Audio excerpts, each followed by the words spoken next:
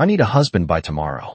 The words slipped out of my mouth before I could stop them, barely louder than the hum of the refrigerator behind me. But in the silence of the nearly empty restaurant, they sounded like a confession I couldn't take back. My hands trembled as I wiped down table 12 for the third time. Even though it was already spotless, my reflection staring back at me in the polished wood like someone I didn't recognize anymore. 24 years old, working double shifts in worn-out sneakers, and somehow it had all come down to this. A deadline I couldn't outrun. A choice I didn't really have. If I didn't fix it by tomorrow morning, everything I had left would be gone. The thought sat heavy in my chest, making it hard to breathe, like the air itself had thickened around me. Emily, you okay? Sarah's voice came from behind the counter, soft but cautious, like she already knew the answer. I forced a smile that didn't reach my eyes. Yeah, just tired. It was a lie so thin it barely held together, but I didn't have the energy to explain the truth. Not when saying it out loud made it more real. Not when the clock on the wall kept ticking like it was counting down the last hours of my life as I knew it. I grabbed the damp cloth tighter, my knuckles whitening as I leaned against the table for support. I need a solution. Fast. The words felt fragile, like they might shatter if I pushed them any further. Outside, rain tapped softly against the windows, the streetlights blurring into streaks of gold and white, the city moving on like nothing was wrong. Like people didn't lose everything overnight.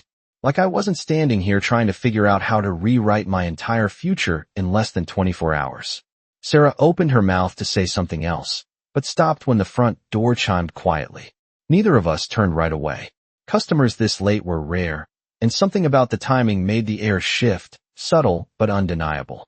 I felt it before I saw anything, that strange prickle at the back of my neck, like being watched. Like something had just changed. I exhaled slowly, steadying myself, and forced my attention back to the table, pretending nothing mattered except finishing my shift, except getting through the next hour without falling apart.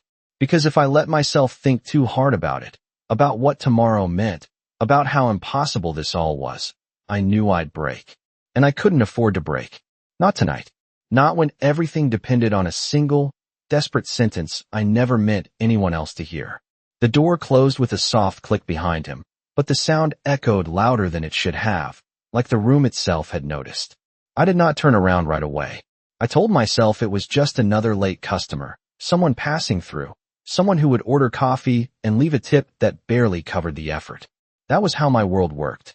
Small things. Predictable things. Safe things. But the air did not feel safe anymore.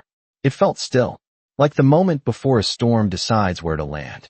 I swallowed and reached for the stack of menus, my fingers brushing the edges just to give my hands something to do. I will take table 15, I said quickly, even though no one had asked. Sarah gave me a look, the kind that said she was not convinced, but she nodded anyway. I turned then, finally, forcing my shoulders back, forcing my breathing to slow, and that was when I saw him. He was not loud. He did not need to be.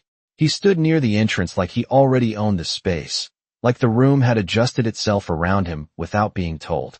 Dark coat, tailored perfectly. Posture straight, controlled. The kind of presence that made people move out of the way without understanding why. My steps slowed without my permission. Just for a second. Just enough to feel it. That pull. That warning. I told myself to keep walking. So I did. Table for one. My voice came out softer than I intended, but steady enough. He looked at me then. Directly. Not the quick glance most customers gave. Not distracted. Not casual. Intent. Like he had already been watching. My breath caught. Sharp and quiet. And I hated that he noticed. I could see it in the slight shift of his expression. Not a smile. Not anything that easy. Just awareness. I heard you, he said. Calm.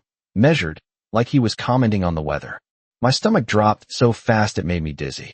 I am sorry.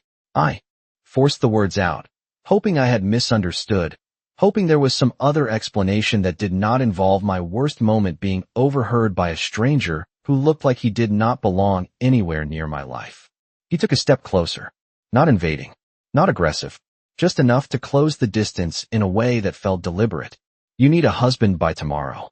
My grip tightened on the menu until the edges bent under my fingers. Heat rushed to my face, a mix of embarrassment and something sharper, something closer to fear. That was nothing. Just talking. My voice came faster now, thinner, like I was trying to outrun the moment. People say things when they are stressed. He studied me for a second that stretched too long, like he was sorting through pieces of me I had not offered. The restaurant noise faded, or maybe it was just me losing focus. All I could hear was the quiet rhythm of my own heartbeat. You do not say something like that unless you mean it, he said finally. No judgment, no sympathy, just certainty. I shook my head, stepping back half an inch before I caught myself. I can handle it. The lie tasted bitter. He noticed that too. Of course he did. His gaze dropped briefly to my hands, still trembling, then back to my face. Calculating. Deciding. Something shifted behind his eyes, subtle but undeniable, like a decision had just been made without including me. Good, he said. Because I can solve your problem. The words landed quietly, but they did not feel small. They felt heavy, like they came with something attached that I could not see yet. My chest tightened again, instinct pulling me in two directions at once. Relief. And warning. I should have walked away. I should have laughed it off, gone back to wiping tables, pretended this conversation never happened. That would have been the safe choice. The normal choice. But nothing about tonight had been normal from the moment those words left my mouth. And somehow, standing there under the dim restaurant lights, with rain still tapping against the windows and a stranger looking at me like he already knew how this would end, I had this sudden, terrifying feeling that I was already too late to choose anything at all. The words should have felt like a lifeline, but they did not. They felt like a door I did not remember opening, standing there in front of me anyway. I let out a quiet breath, forcing my shoulders to relax, even though every instinct told me to be careful. You do not even know what my problem is, I said, trying to steady my voice, trying to take back some control of a situation that was slipping too fast. He did not move. Not closer. Not away. Just there, grounded, like the answer did not depend on anything I said next. You need a legal solution by tomorrow, he replied, as if he had already mapped out the details. A marriage satisfies most urgent requirements in this country. My heart skipped, not from hope, but from the unsettling precision of it. He was not guessing. He was stating facts. And you think you can just, what? Offer that to strangers? I asked, a small edge slipping into my tone despite my best effort. It was easier to be defensive than afraid. Easier to question him than admit he was right. His gaze did not waver. I do not offer anything without purpose. The sentence was simple, but it landed with weight, like there was more behind it than he was choosing to say. I swallowed, my fingers loosening slightly around the menu as I realized I was still gripping it like a shield. The restaurant lights hummed softly above us, and somewhere behind me, a plate clinked against the counter, but it all felt distant, like the world had narrowed down to this moment and nothing else could reach it. What is the catch? I asked quietly, because there was always a catch. There had to be. People like him did not walk into places like this offering solutions without expecting something in return. He tilted his head just slightly, considering me, and for a brief second, something almost unreadable crossed his expression. Not hesitation, not doubt, just calculation refined into something quieter. You become my wife, he said. On paper. For a fixed period of time. The air left my lungs in a slow, controlled exhale, but it did not ease the tension coiling tighter inside me. That is not a small favor, I said. That is not even a normal request. A faint shift at the corner of his mouth suggested he understood that, but it did not. Change anything. Your situation is not normal, he replied. I hated that he was right again. It made everything feel more real, more possible, and more dangerous. I shook my head, stepping back just enough to remind myself there was still space between us, still distance I could control. I do not marry strangers, I said, more firmly this time, holding onto the one boundary I still recognized. You already asked for one, he said, his voice steady, not pushing, not forcing, just placing the truth where I could not ignore it. The words hit harder than they should have, echoing back everything I had said minutes ago when I thought no one was listening. My chest tightened, and for a second, I could not find a response that did not sound like surrender.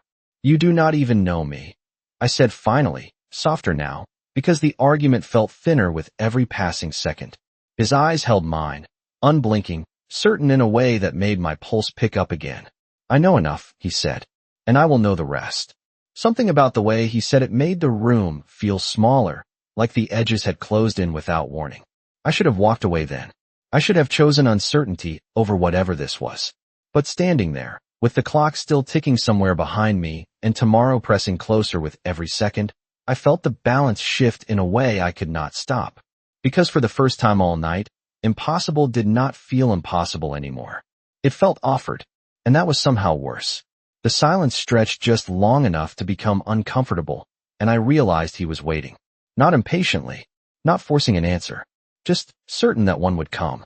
My fingers loosened from the menu completely this time, letting it rest against the edge of the table as I tried to steady the noise in my head. This was insane. Every part of it. A stranger walking in off the street, offering marriage like it was a business arrangement, like it came with terms and conditions instead of vows and consequences. I should have laughed. I should have walked away and told Sarah some ridiculous story about the weirdest customer of the night. But I did not move. Because beneath all the fear, beneath all the logic telling me this was a mistake, there was something else. Something quieter. Something that sounded a lot like hope, and I hated it. How long?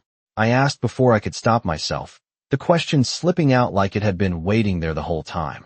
His eyes sharpened slightly, not surprised, just acknowledging the shift. 30 days, he said. After that, it ends. Clean. Legal. No complications. 30 days. The number echoed in my mind, small enough to feel manageable, long enough to feel real. A month of pretending. A month of stepping into something I did not understand.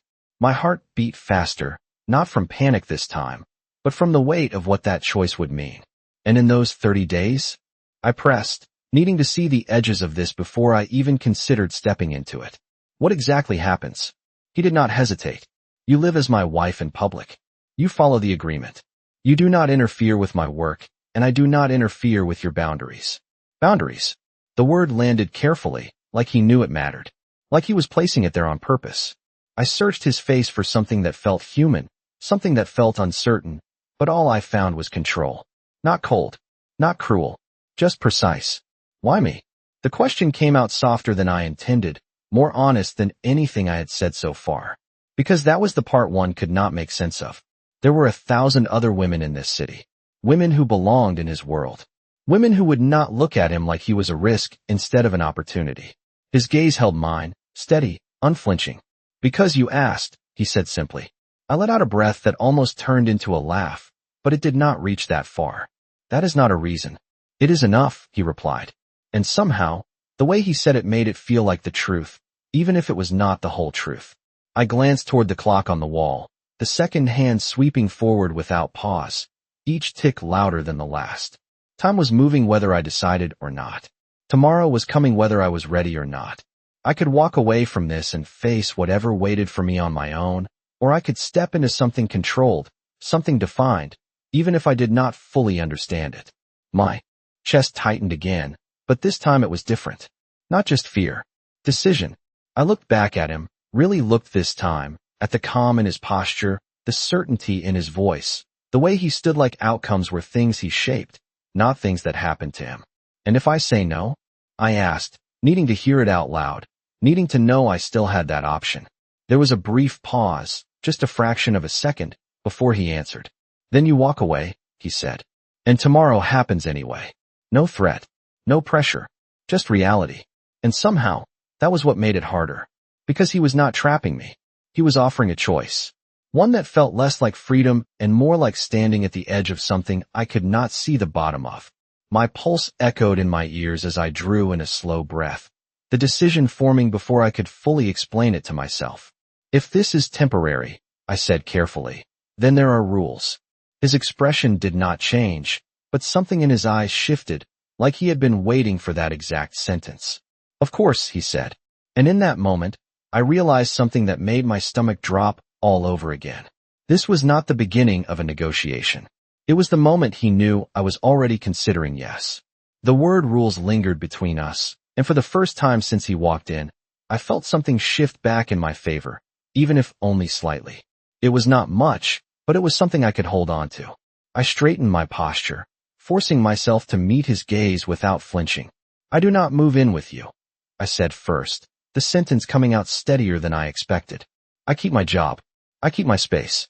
This is on paper, not everything else. My voice caught just slightly at the end, but I pushed through it, refusing to let uncertainty take over now.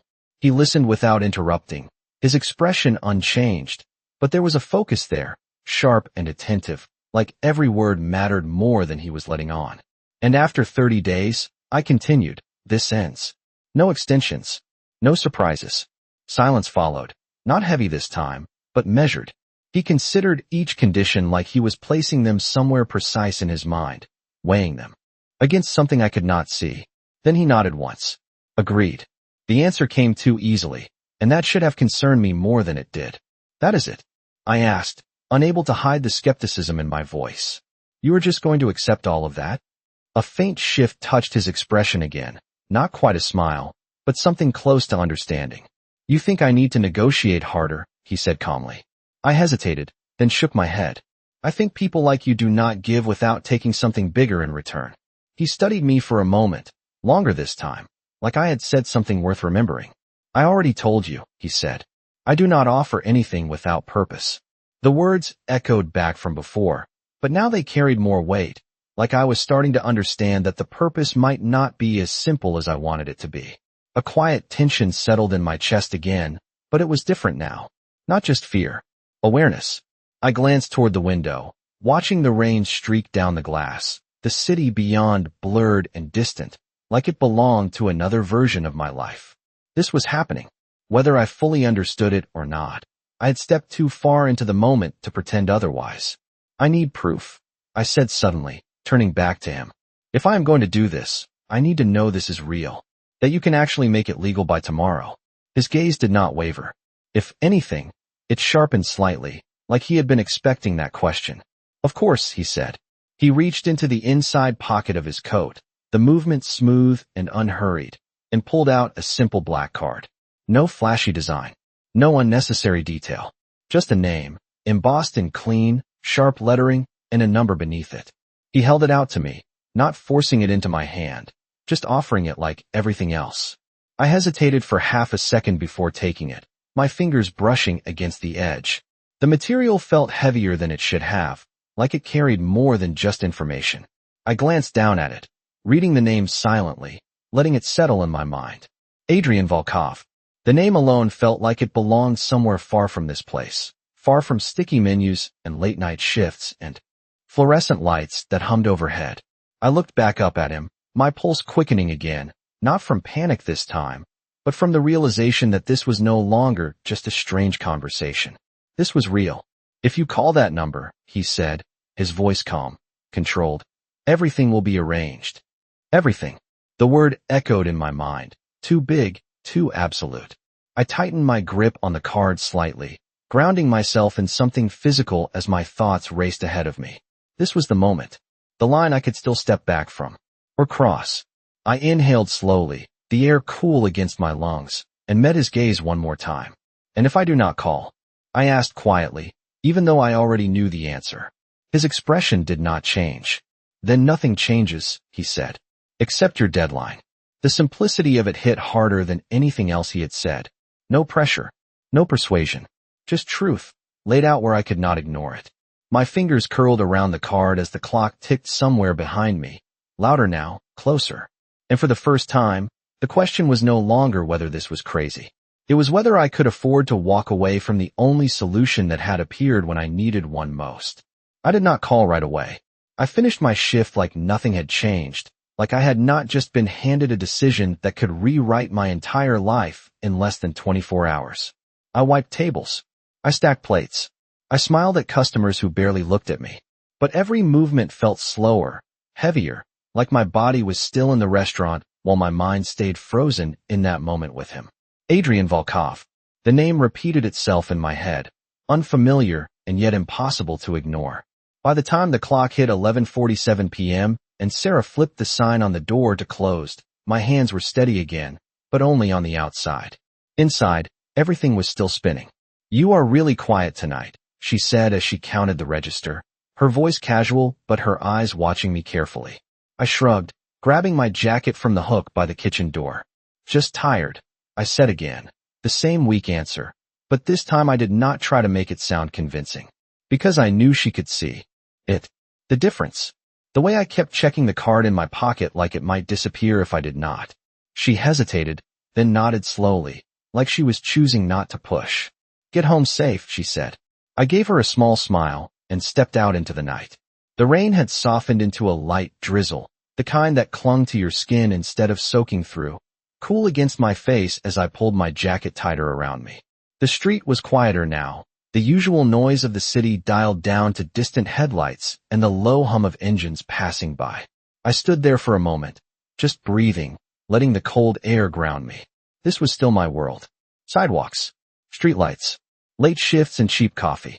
Things I understood. Things I could control. My hand slipped into my pocket almost without thinking, my fingers closing around the card again. It felt the same as before. Solid. Real.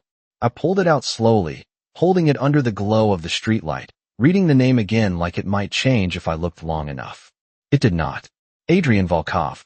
No address. No title. Just a number. Simple. Direct. Like him. My pulse picked up, not fast, but steady, like something inside me had already started counting down. I glanced at the time on my phone. 11:52 p.m. 8 minutes closer to tomorrow. 8 minutes closer to a deadline I could not escape. I could go home, sleep, wake up and deal with everything the way I always had. Alone. Scrambling. Hoping something worked out at the last second. Or I could make one call and step into something I did not understand, something controlled, something that came with answers instead of questions. The thought made my chest tighten again, but this time I did not push it away. I stood there, right on the edge of the decision, feeling both options pressing in on me at once. Safe and uncertain. Risky and defined. My thumb hovered over my phone screen as I stared at the number, the silence around me stretching longer with every second. This was it. The last moment where nothing had changed yet. The last second where I could still pretend this was not real. I exhaled slowly, my breath visible in the cool night air, and before I could talk myself out of it, before fear had time to take over again, I pressed call. The line rang once, twice, then it connected. A calm voice answered immediately, not surprised, not questioning, like they had been expecting this exact moment. Miss Carter, the voice said, precise and professional. We have been waiting for your call. My grip tightened slightly around the phone, my heartbeat steady but louder now, echoing in my ears. And in that instant, standing alone under a flickering streetlight with rain still falling softly around me, I realized something that made it impossible to turn back. This had never been a random offer. It had been a plan. And somehow, I had just stepped into it. The voice on the other end did not ask who I was. It did not hesitate. It simply continued, like my decision had already been accounted for long before I made it. A car will arrive in 12 minutes, the man said, his tone calm, efficient, leaving no space for doubt. Please remain where you are. The line went silent before I could respond, before I could ask anything that might have made this feel more normal.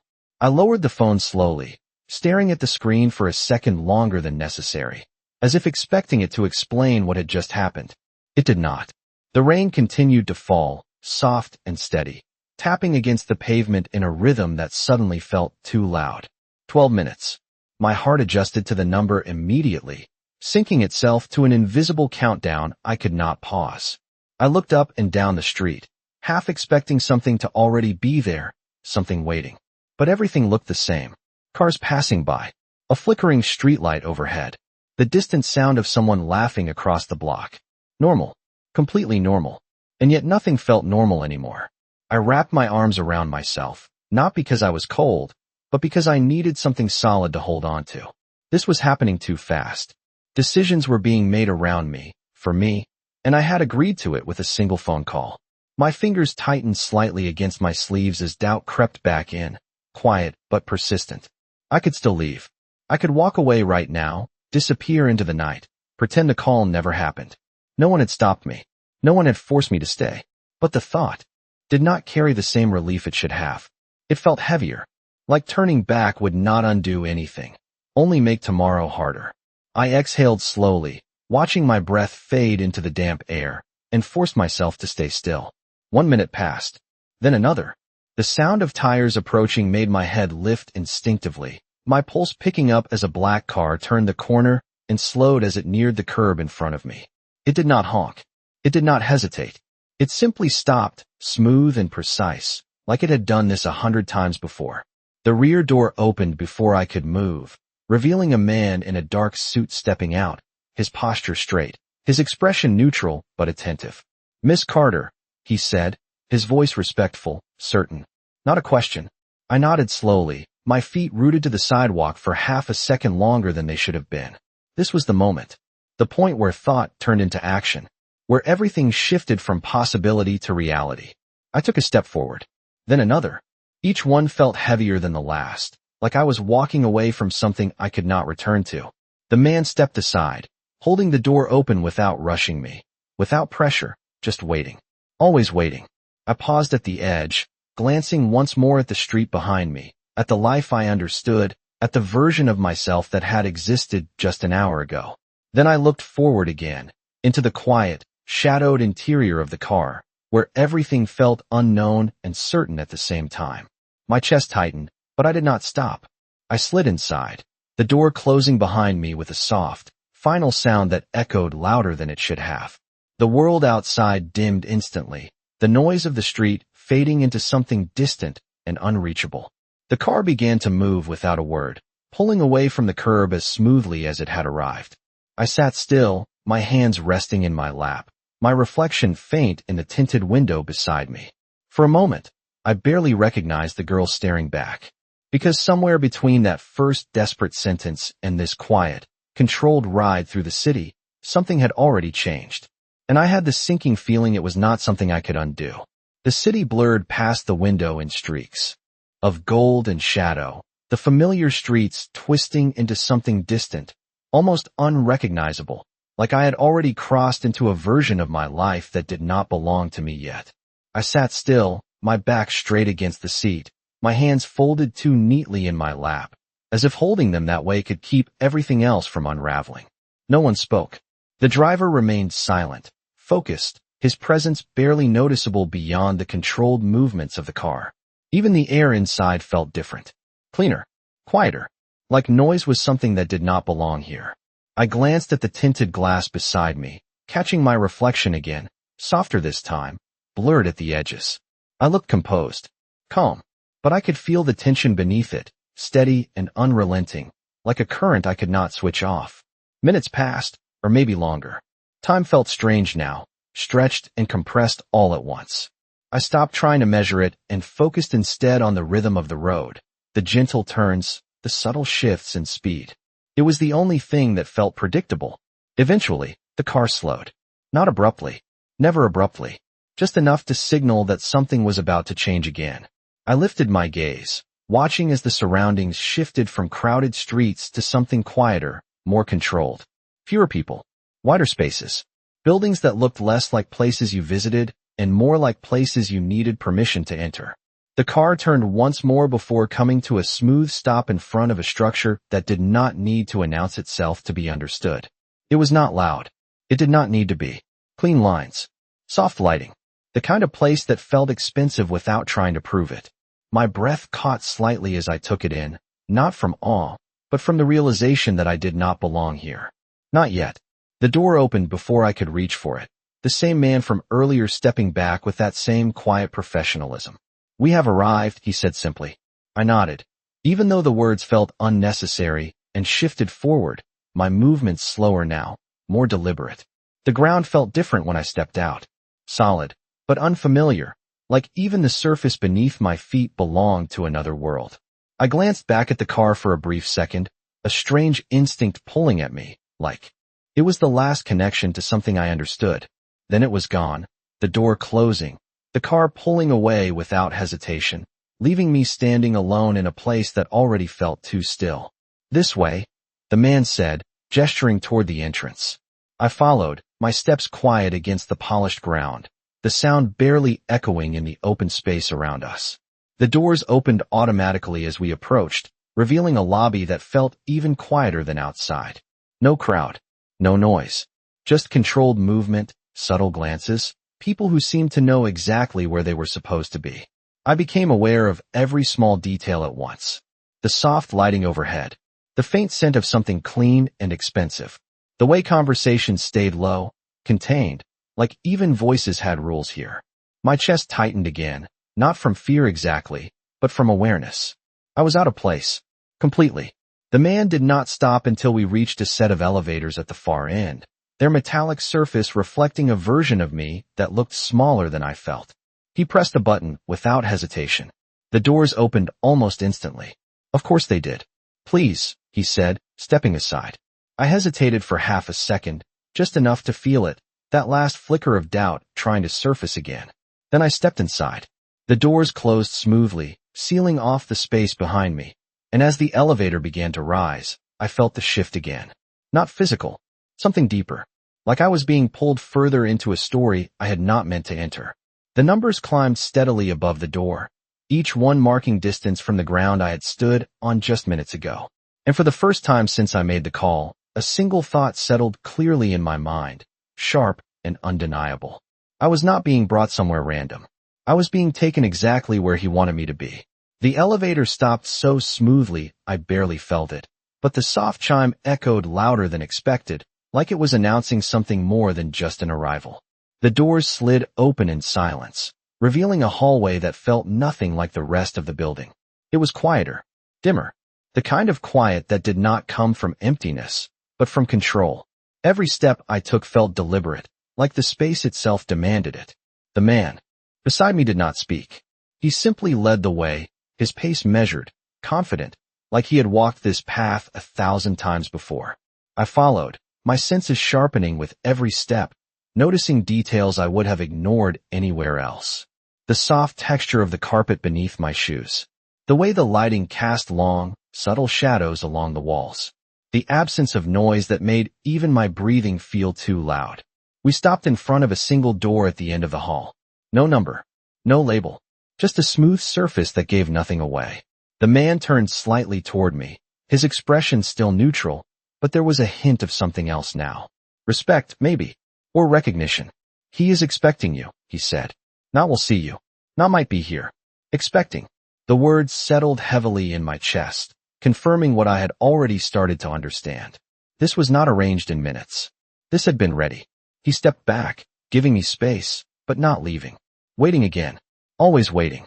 My hand hovered for a brief second before I lifted it, my knuckles brushing lightly against the door. The sound was soft. Controlled. Like everything else here. For a moment, nothing happened. Just silence stretching out, long enough for doubt to try and rise again. Then the door opened. Not slowly. Not dramatically. Just enough to reveal the space beyond and the man standing inside it. Adrian Volkov did not move toward me. He did not need to. He stood where he was, composed, precise, like the room itself had been arranged around him.